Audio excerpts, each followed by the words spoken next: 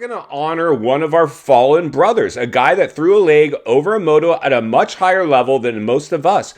And I remember the Alessis very well. I remember back in my Triple X days, we used to ride at this place, a lot of ride days at I-5MX in Gorman, California.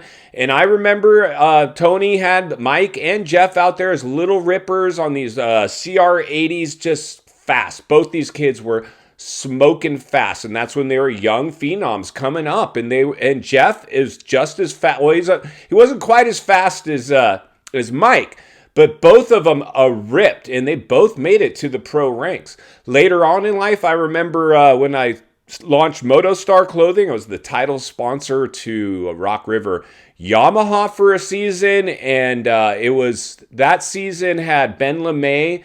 And Ben LeMay was on the team, and Jared Brown and Alex Milligan, and I can't remember a few others. But the year before, they had Jeff Alessi and Weston Pike. And when I was hanging out at the semi for a lot of the rounds, doing my thing, doing giveaways, and just hooking the riders up and just being there, I remember Jeff and Mike used to come over and visit with the truck. Christina Denny was the team manager of Rock River. She was honored as team manager of the year as a woman, first woman to ever do it. It was a great team. They treated me very well.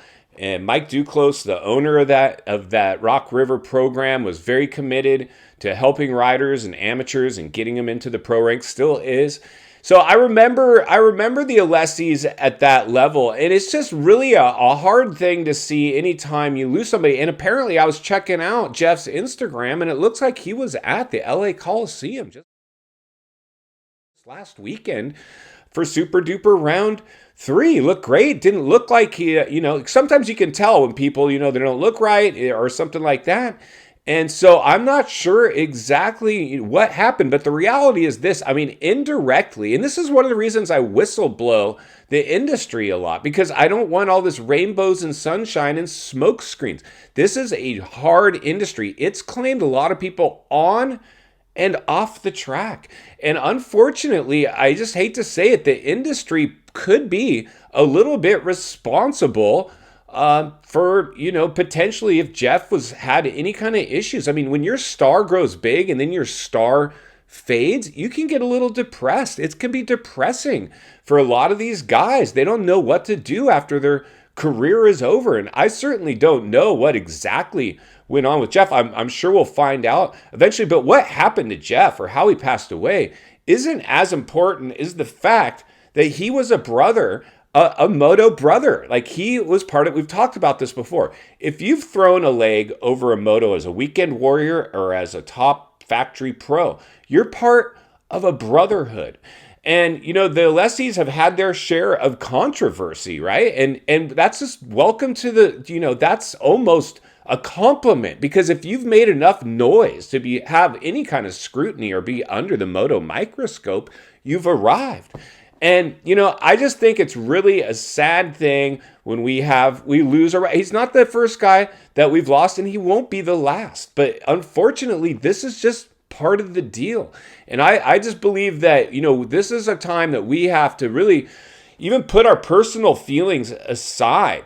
And I know most of us, if not all of us, can completely do that, because it's just never easy to hear how you lost somebody that was in the industry, especially at that level. He was a pro rider. He was part of a moto family. The Alessis are a moto family, American moto family, and they certainly were influenced by the machine of moto. We got a lot of hype built up into the industry, and it certainly was, definitely in full effect with the Alessis. But I love what I'm seeing out of Tony and Mike Genova with MCR. I know I've talked to those guys, it's a hard industry. It's just hard to pull off what they've pulled off, which is actually longevity. It is so hard to have any longevity in this sport unless you're a factory team. If you're a satellite or privateer team, it is hard to make a go of it. They have done that.